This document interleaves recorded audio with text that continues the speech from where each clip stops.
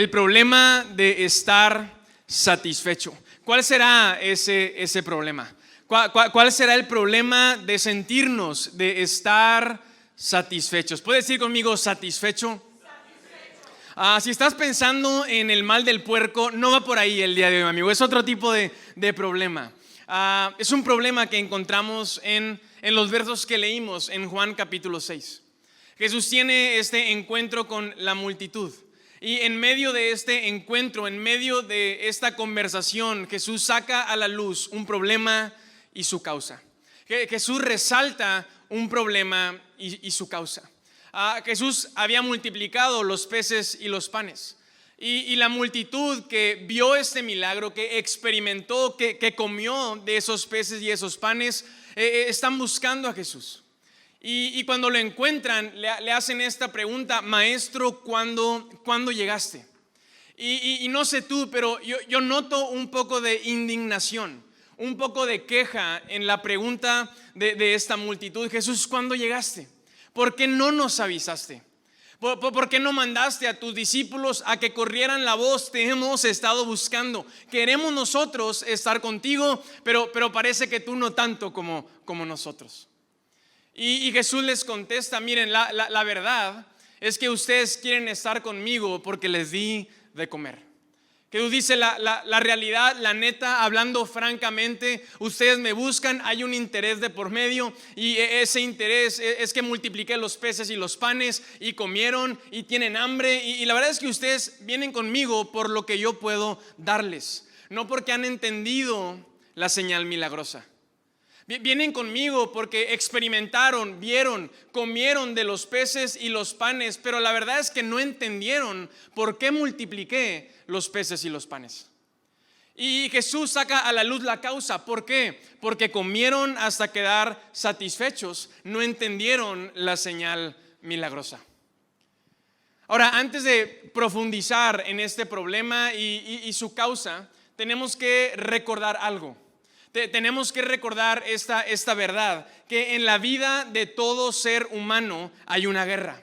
En el interior de toda persona, mi amigo, en tu interior y en mi interior, en este momento hay una guerra. Hay una guerra entre nuestra carne y nuestro espíritu. En la vida de todo ser humano hay una constante guerra en nuestro interior entre nuestra carne y entre nuestro espíritu. La carne tiene que ver con lo temporal. La carne tiene que ver con el hambre, con nuestros deseos, con tus emociones, con tus sentimientos.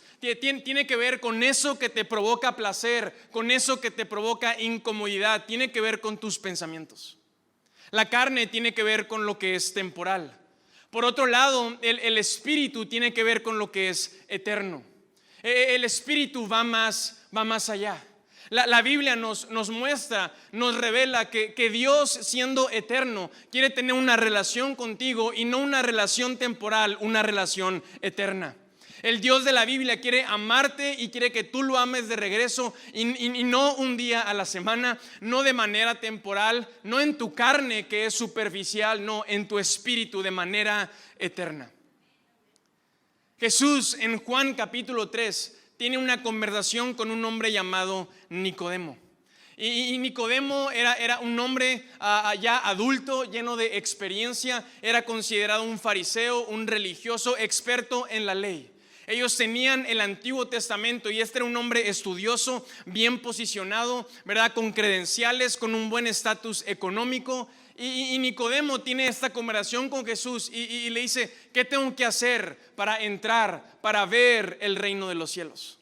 Y Jesús le dice: Nicodemo, estás lleno de conocimiento, de experiencia, ¿verdad? Han visto muchas cosas, pero si quieres experimentar a ese Dios, si quieres que sea más que solo conocimiento, tienes que nacer de nuevo.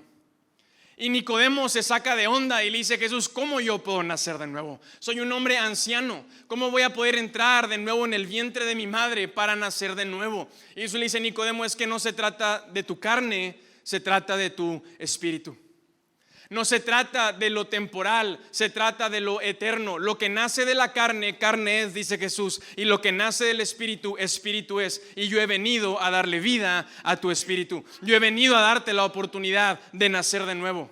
Encontramos en esa conversación uno de los versos más hermosos del Nuevo Testamento, el verso 16, porque de tal manera amó Dios mi Padre al mundo, que envió a su único Hijo. Yo he venido en obediencia al amor de mi Padre, para que todo aquel que en mí crea no se pierda, sino tenga vida eterna. Yo he venido a darle vida a su espíritu.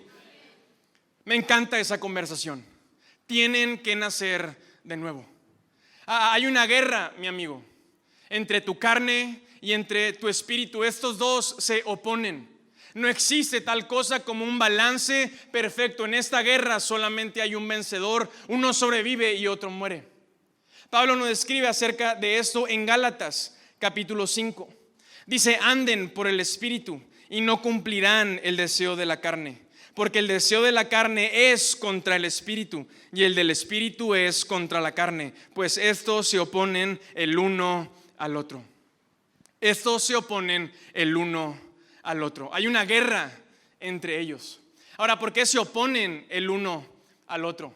Tenemos que irnos al Génesis, al inicio. Dios crea al ser humano y lo crea a su imagen y semejanza. Y Dios crea al ser humano en una perfecta unidad. No hay guerra en el inicio, no hay paz, porque Dios es un Dios de paz y Dios todo lo crea a su imagen y semejanza. Hay una perfecta unidad. El problema es que poco tiempo después que el ser humano ha sido creado, el ser humano echa a perder esa perfecta unidad con la que Dios lo creó.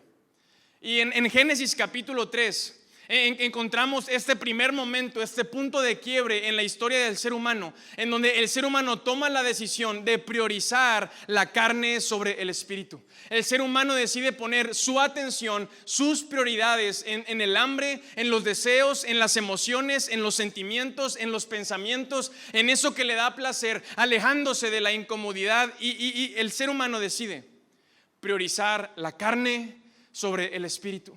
El mismo Pablo nos habla acerca de esto en Romanos capítulo 5, verso 12.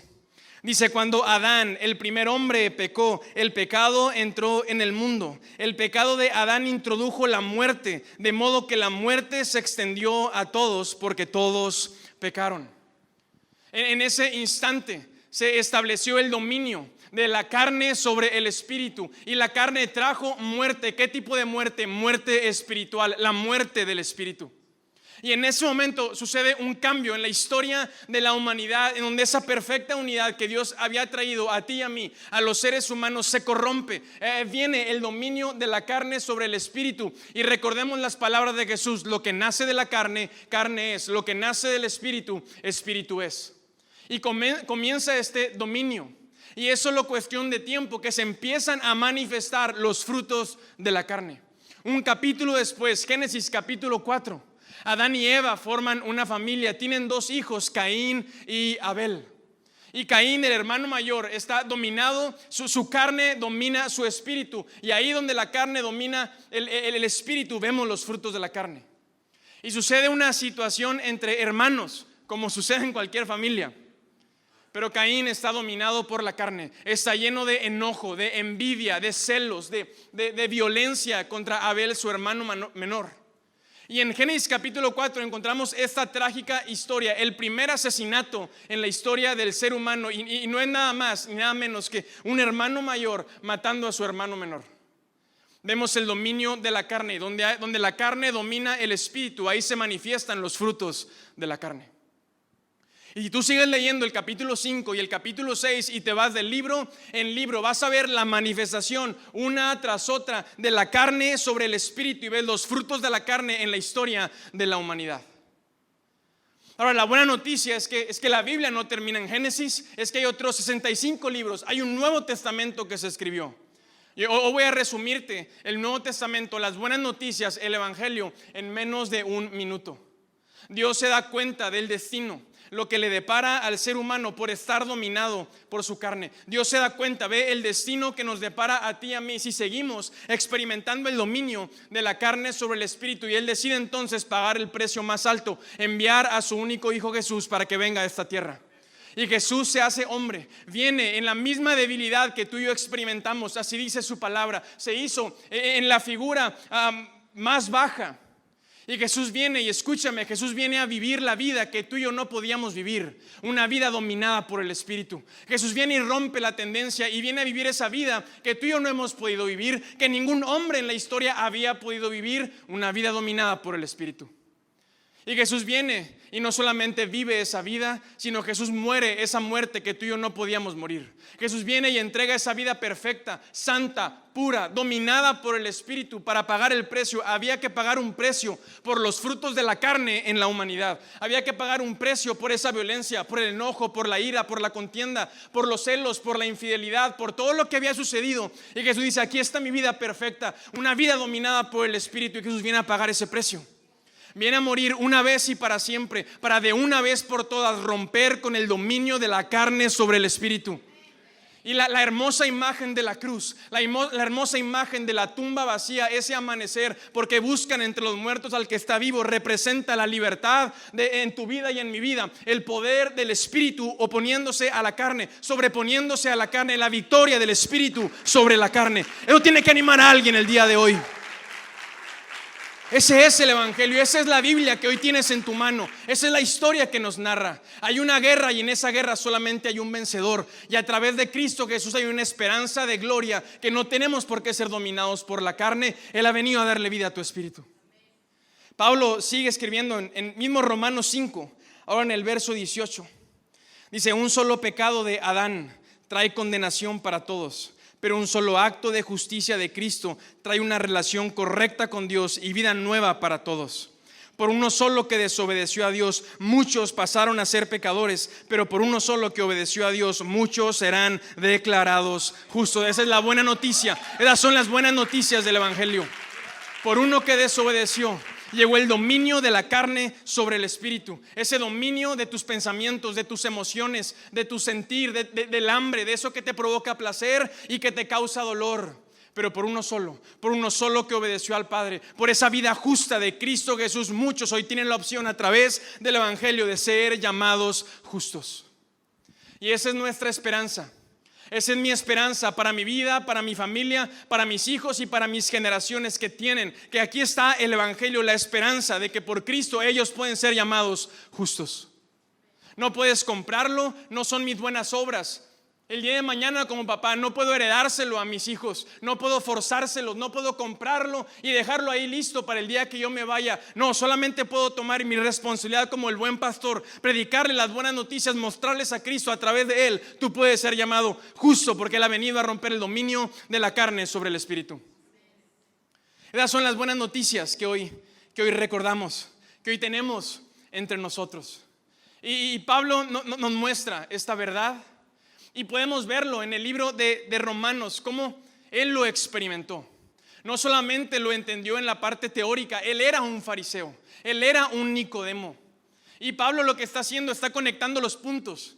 Tiene la ley, el Antiguo Testamento, tiene las enseñanzas de los discípulos, tiene a la iglesia primitiva ahí mostrándole, Pablo, esto es lo que Cristo hizo por ti, esto es lo que representan las enseñanzas de Jesús. Y Pablo entiende esta verdad, abre sus ojos, pero no solamente a la teoría, empieza a experimentarlo en la práctica. Y Pablo nos abre su vida, nos cuenta su historia. Estoy en Romanos capítulo 7 y voy a leer unos versos entre el capítulo 7 y el verso 8. Dice Pablo, cuando yo todavía no conocía la ley, las escrituras, las palabras de Dios, vivía tranquilo. Pero cuando conocí la ley, me di cuenta de que era un gran pecador y de que vivía alejado de Dios. Y esto se ve como la historia de muchos de nosotros. Antes de conocer de Dios, antes de conocer su palabra, vivíamos en nuestra manera y vivíamos tranquilos y vivíamos despreocupados y nos aferrábamos a nuestra manera de hacer las cosas, a nuestra manera de pensar, a cómo me enseñaron, a cómo vi a mi papá, a mi mamá, a cómo veo a mi alrededor, mi cultura, y vivíamos despreocupados, tranquilos, yendo de un lado para otro de acuerdo a cómo me siento. Esto me hace sentir bien, aquí me quedo. Aquí me siento incómodo, de aquí me voy. ¿Dónde obtengo mayor placer y menor incomodidad? Buscando ese camino de mayor comodidad.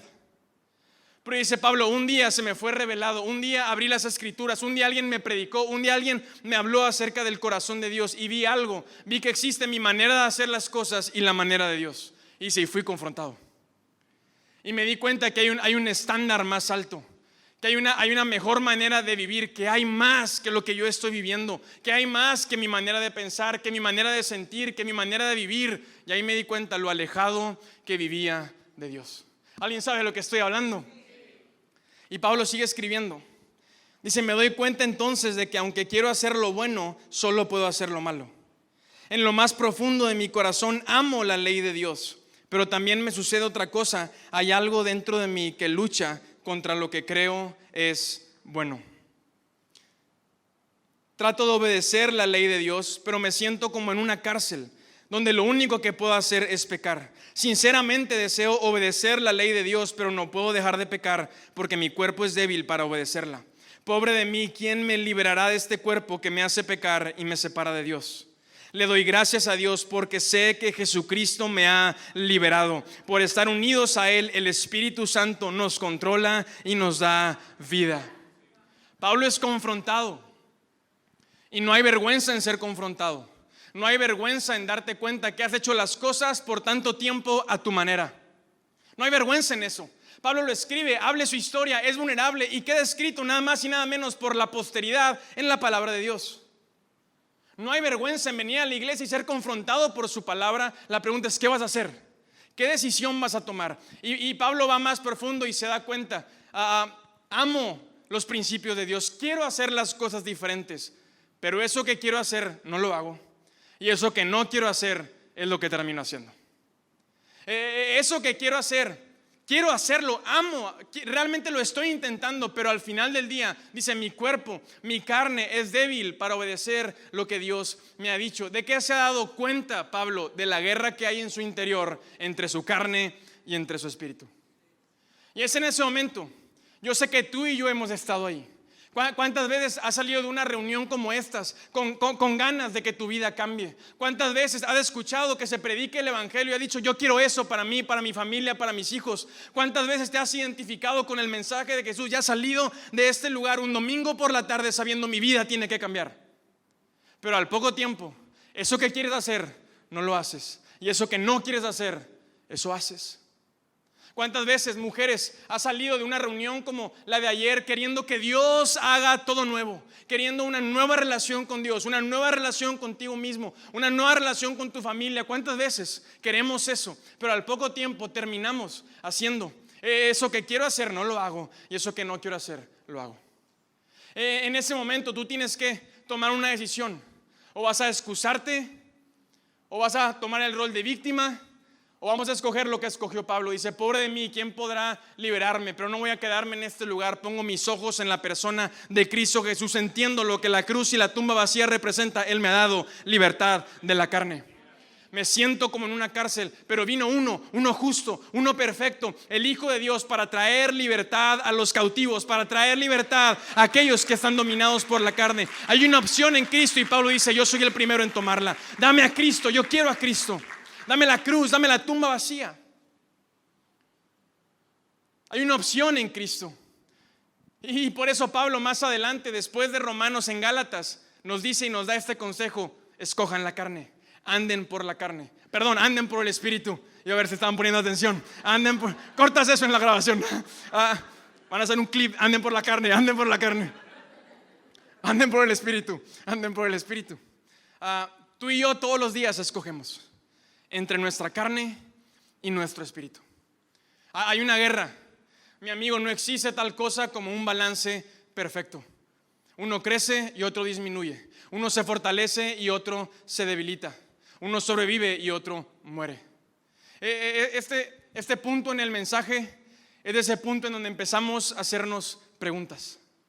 ¿Será que estamos viviendo siendo dominados por la carne? ¿Será que estamos viviendo la vida en el Espíritu? Ahora, no es una pregunta capciosa ni tan complicada. Es cuestión de que volteemos a ver cuáles son los frutos que rodean nuestra vida. Jesús lo dijo de la mejor manera: lo que nace de la carne, carne es; lo que nace del Espíritu, Espíritu es. ¿Cuáles son los frutos que te rodean? ¿Son los frutos de la carne?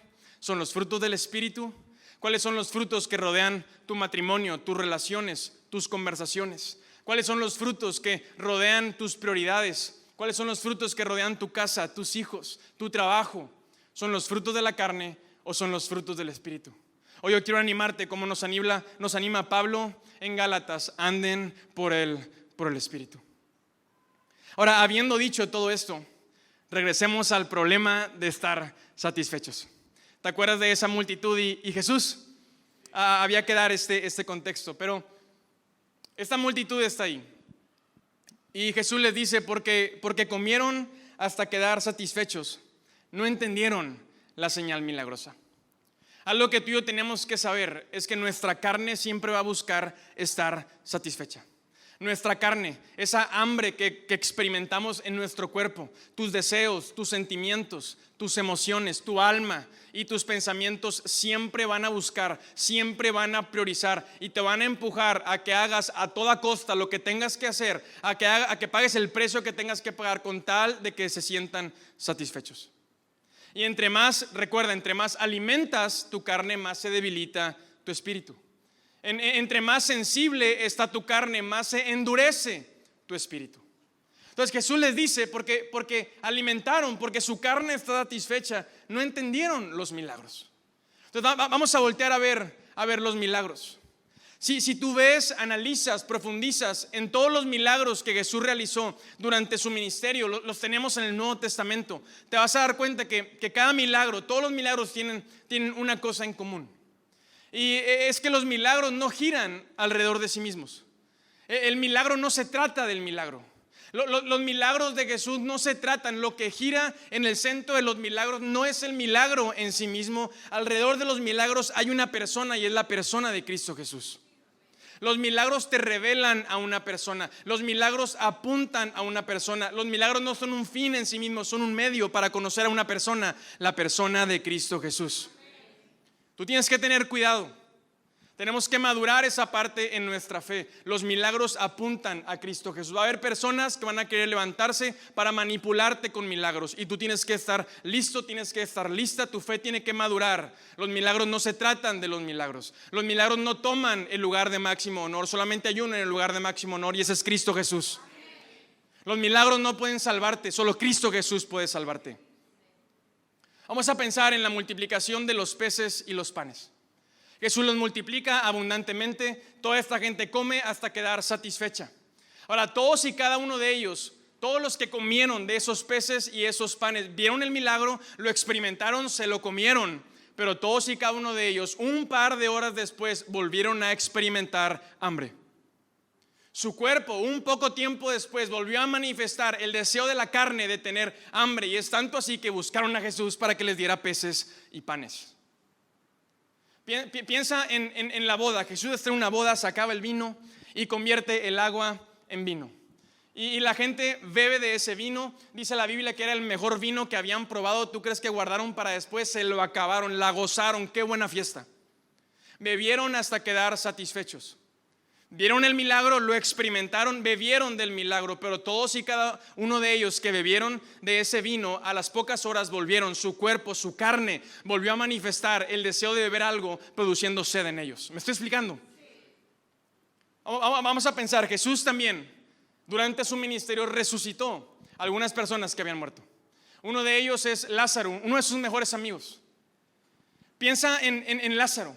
Jesús lo trae de la muerte a la vida, una manifestación del poder de Jesús, sobrenatural, extraordinario. Lázaro vuelve a vivir, sale de la tumba literalmente. Bueno, Lázaro hoy no está aquí entre nosotros. Lázaro tiempo después volvió a morir, como todos aquellos que experimentaron ser resucitados por Cristo Jesús, todos aquellos que experimentaron algún tipo de sanidad en su cuerpo, tiempo después murieron. Los milagros no se tratan del milagro, se tratan de una persona, de la persona de Cristo. En el funeral de Lázaro, Jesús dice estas palabras: yo soy la resurrección y la vida. El que cree en mí vivirá aún después de haber muerto. El que vive en mí y cree en mí jamás morirá. ¿De qué está hablando Jesús? Hay que poner atención. No está hablando de la carne, está hablando de ¿qué? Del Espíritu. No está hablando de lo temporal, está hablando de lo eterno. Cuando Jesús dice: el que beba del agua que yo doy, El que beba del agua que yo doy no volverá a tener sed jamás. Es más, correrán ríos de vida eterna de esa persona. ¿De qué está hablando? No está hablando de la carne, está hablando de qué? Del Espíritu. Cuando Jesús está delante de esa multitud que quieren peces y panes, ¿qué les está diciendo? No se preocupen tanto por la comida que se echa a perder. Pongan su atención, ocúpense de encontrar ese pan que da vida eterna. ¿De qué está hablando Jesús? ¿De los peces y los panes? No, está hablando de lo espiritual, de una persona, de sí mismo. Por eso Él dice también, el que come de mi carne y bebe de mi sangre no volverá a tener hambre ni sed jamás, porque yo soy suficiente, porque yo doy vida eterna. La multiplicación de los peces y los panes no se tratan de los peces y los panes. Es Jesús diciendo, yo soy su alimento. Es Jesús diciendo, tienen hambre, yo soy su alimento eterno. Nada que su carne quiera podrá llenarlos, nada que su carne quiera podrá darles vida eterna, nada que su carne quiera pueda darles plenitud, solamente mi persona, la persona de Cristo. Yo soy el que ha venido en obediencia al Padre para darle vida a su Espíritu. El problema es que la multitud está ahí por todas las razones equivocadas. Le están pidiendo peces y panes al único que puede darles vida eterna. La multitud está ahí por todas las razones equivocadas. ¿Por qué? Porque nunca vas a poder entender las cosas del Espíritu desde la perspectiva de la carne. Nunca vas a poder entender los frutos del Espíritu si lo ves, si lo analizas, si lo contemplas desde la perspectiva de tu carne. Tu carne no entiende al Espíritu, tu carne se opone al Espíritu. A tu carne no le interesa el Espíritu. A tu carne no le interesa tener una relación y que tu espíritu crezca. A tu carne quiere que tu espíritu muera para que ella se quede, para que ella crezca, para que ella se manifieste. Nunca vas a poder valorar las cosas del Espíritu, mi amigo. Nunca vas a valorar las disciplinas espirituales. Ninguna de ellas. Nunca vas a valorar a la persona de Cristo, a la cruz y la tumba vacía, su palabra, el hacer comunidad y el hacer iglesia, si lo analizas desde la perspectiva de ¿qué? De la carne. La carne no entiende, no le hace sentido el Espíritu. Tú puedes leer las enseñanzas, puedes leer la Biblia como un libro, pero si lo lees desde la perspectiva de la carne, nunca te va a hacer sentido. Jesús te dice perdona. Jesús te dice bendice a los que te han maldecido. Jesús dice perdónalo, perdónala, ten esa conversación, ya suelta tu pasado, ya sánalo. A la carne no le hace sentido eso. A tu alma no le hace sentido eso. Tu carne, tu alma, tus emociones, tus sentimientos nunca te van a empujar a que perdones a alguien. No le da sentido a la carne, no le da sentido el Espíritu. Jesús viene y se entrega de manera generosa en totalidad en la cruz y nos empuja a vivir una vida generosa en todos los sentidos. Jesús dice, si yo vine a servir, tú también tienes que servir. Es mejor dar que recibir. Denle a mi Padre lo que es de mi Padre, denle a César lo que es del César. Si alguien te pide que trabajes 1 milla, tú trabajas 2 millas. Si alguien tiene frío y te pide tu chaqueta, dale la chaqueta y todo lo que traigas, la cobija y los pantalones y la bufanda, dale todo, sé generoso. La carne no entiende la generosidad. Para la carne la generosidad es una tontería. Para la carne el diezmar es un robo, porque la carne no está contenta con el Espíritu. Y no puedes ver, no puedes valorar, mi amigo, no puedes disfrutar los frutos del Espíritu desde la perspectiva de la carne. Tú puedes darte cuenta en el discurso de Jesús. Todo gira alrededor de estas palabras. ¿Quieres ser mi discípulo? No solamente creas en mí, no solamente me sigas, sé mi discípulo. Y si quieres ser mi discípulo, tienes que negarte a ti mismo, tomar tu cruz y seguirme. Y a la carne no le hace sentido eso. A la carne no le hace sentido y nunca le hará sentido que tomes tu cruz. ¿Por qué? Porque Jesús no te está dando una cruz para que la tengas de adorno. Jesús te está dando una cruz para que en esa cruz crucifiques tu carne. Jesús te está dando hoy una cruz para que en esa cruz no te la cuelgues en el pecho, para que crucifiques ahí todos los días tu carne, tus deseos, tu hambre, tus sentimientos, tus pensamientos, tus emociones, tu alma. Crucifica ahí tu carne. ¿Quieres seguirme? ¿Quieres entrar en el reino de los cielos? ¿Quieres experimentarme? Tienes que nacer de nuevo. Y no puedes nacer de nuevo si no has muerto primero. Se tiene que morir para volver a nacer. No existe, no hay resurrección si primero no hay crucifixión. No hay tumba vacía si antes no hay una cruz. Toma tu cruz, sígueme. Crucifica tu carne todos los días. Quieres nacer de nuevo, quieres experimentar resurrección, quieres que ese dominio de tu carne se acabe, tienes que morir. ¿Y qué tiene que morir? Tu carne, tu carne, tu carne, todos los días. El problema es que la multitud estaba demasiado satisfecha, su carne estaba demasiado fortalecida y su espíritu estaba demasiado debilitado. Lo encontramos en la conversación con Nicodemo. Y Nicodemo conecta contigo y conmigo mucho más de lo que creemos. Nicodemo es alguien como tú y como yo que viene a la iglesia, que estamos aquí cada domingo. Tú que eres voluntario, Nicodemo ese era hombre que como tú sirve en la iglesia. Ese hombre que hace buenas obras, ese hombre que es generoso, ese hombre, ¿verdad?, que busca portarse bien. Pero ¿qué es lo que Jesús le dice? Tienes que nacer de nuevo. Nicodemo, tienes un montón de carne, estás obeso, has estado por tantos años llenándote, tu carne está tan fuerte, pero tu espíritu sigue igual de muerto. Le dice, ¿quieres entrar en el reino de los cielos? Que no se lo preguntaría a alguien que ya está dentro, me estoy explicando. Nicodemo, toda esa experiencia, todos esos títulos, todas esas buenas obras, no vas a entrar en el reino de los cielos. Tienes que nacer de nuevo. A lo mejor hoy, como esa multitud, hemos estado aquí, hemos estado siendo parte de esto, pero por los motivos equivocados. A lo mejor hoy pudiéramos pensar, bueno, este mensaje es para alguien más, para el que no vino, para el que no está aquí, para ese familiar, para esa persona que sí, claramente está lejos de Dios. Es tanto para ellos como para nosotros. Porque, mi amigo, tenemos que recordar que nuestra carne, hay una parte religiosa que le encanta a nuestra carne, y nuestra carne va a buscar que esa parte religiosa esté llena, estar satisfechos. A la carne le encanta servir. A tu carne le encanta servir, le encanta ser vista. A tu carne le encantan las buenas obras. Es la manera más fácil en la que podemos checar ese recuadro de nuestra relación con Dios. Es la manera más fácil en la que podemos autojustificarnos, mentirnos a nosotros mismos para creer que somos buenos hombres, buenos esposos, buenos hijos. Soy una buena mujer, voy a la iglesia, acompaño a mi esposo. Y Jesús puede estar hoy diciendo, te tienes que nacer de nuevo. No noto ni un gramo de espíritu dentro de ti. Te encantan tus buenas obras, qué buenos son buenas obras. Pero Jesús también dijo, el día que yo esté cara a cara con ustedes, va a haber algunos que me van a decir, Jesús, no sabes las buenas obras que hicimos. No sabes todo el dinero que dimos generosamente. No sabes los milagros, los realizamos hasta en tu nombre, Jesús. No sabes todo lo que hicimos. Y Jesús les va a decir, no tengo idea de quién eres. No noto ni un gramo de mi persona adentro de ti. Yo no te conozco. Yo no veo mi carácter en tu carácter, no veo mi mente dentro de ti, no veo mis manos ni mis pies adentro de ti. Todo ese rollito que te aventaste se trató solamente de ti. Y podemos venir a la iglesia toda la vida, mi amigo, para buscar que nuestra carne está satisfecha. Y puedes venir a la iglesia y puedes querer hacer las cosas a tu manera y hacer tus buenas obras a como se te antoje y a como tú quieres, ¿verdad? Porque hay gente que es lo que hace, de iglesia en iglesia. ¿Cómo se me acomoda? ¿Cómo hago las cosas a mi manera? No quiero involucrarme, ¿verdad? Jesús dice, el espíritu tiene que ser discipulado. El espíritu tiene que experimentar al buen pastor. La carne te dice, no, en lo individual, tú solito, tú solita, de independiente. ¿Y qué es lo que hace eso? Podemos estarnos justificando y sentirnos bien con nosotros mismos. Pero podemos estar buscando a Jesús hoy por todos los motivos equivocados.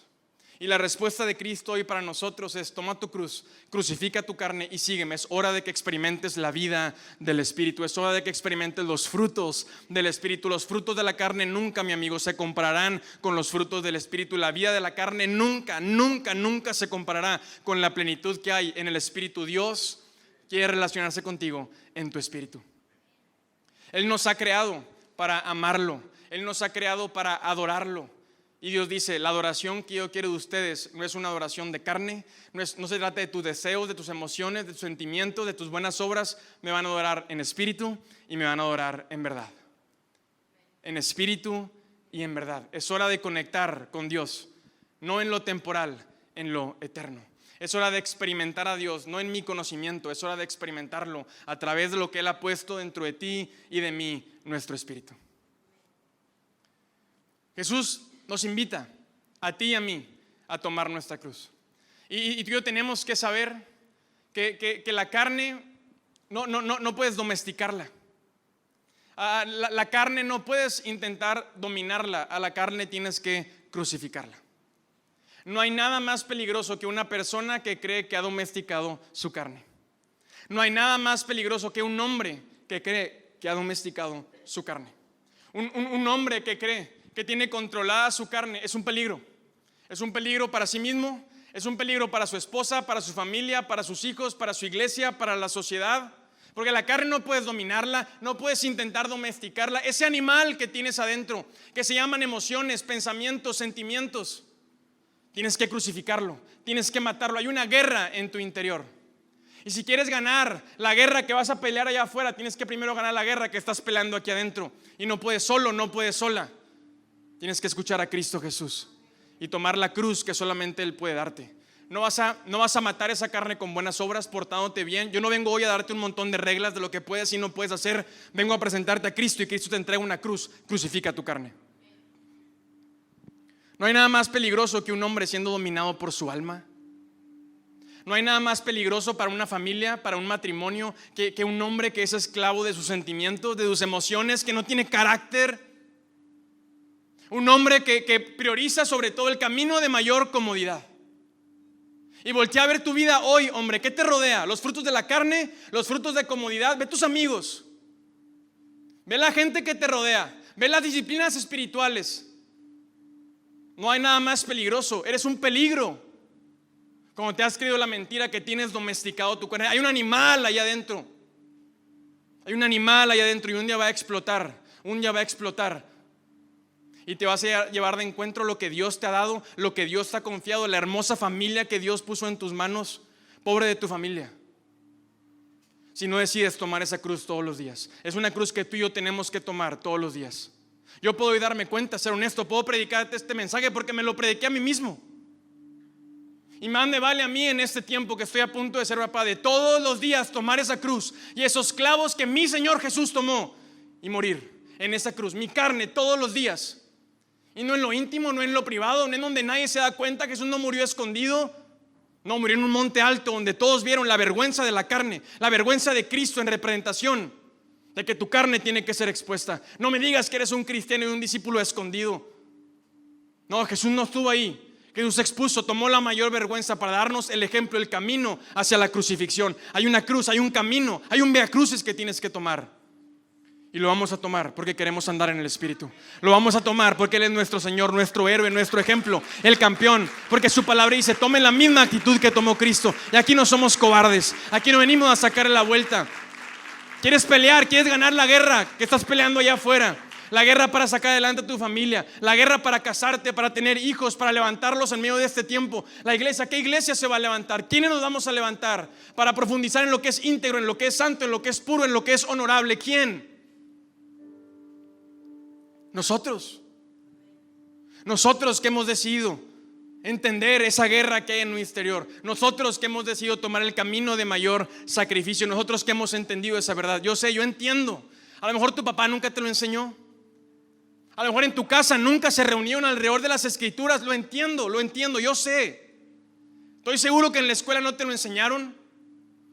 Yo sé, no es lo que el mundo te dice allá afuera, no es lo que está de moda. Yo sé, lo entiendo. Pero no importa cuántos años tienes hoy, nos reunimos alrededor de las escrituras para entender las realidades y las verdades espirituales. Yo no puedo hacer nada por tu pasado, pero sí puedo hoy compartirte y animarte a través de esta palabra para que hagas algo en tu presente y cambies tu futuro. Es lo único que puedo hacer por ti, no puedo hacer más. Puedo intentar darte el mejor ejemplo junto con el equipo pastoral y el equipo de líderes de cómo se ve alguien que toma su cruz, pero no vamos a apapacharte. Hay que tomar decisiones y hay que tomarlas rápido, porque hay una guerra allá afuera y la guerra de afuera está perdida si antes no has ganado la guerra que está en tu interior. No existe un balance perfecto. No existe tal mentira como ahí lo balanceo. Ahí el domingo, ¿verdad? Ahí el domingo me pongo a cuentas con Dios. Ahí le doy check con mi servicio. No existe tal cosa. Todos los días uno sobrevive y otro muere. Andemos por el Espíritu. Experimenta los frutos del Espíritu. Las cosas del Espíritu solo hacen sentido desde la perspectiva del Espíritu. Y el precio más alto que se tenía que pagar ya lo pagó Cristo. Hay más cosas, hay sacrificios que tenemos que hacer. Tomamos el camino de mayor sacrificio pero la vida que no podíamos vivir ya la vivió alguien por nosotros, y la muerte que no podíamos morir ya la murió Cristo por nosotros.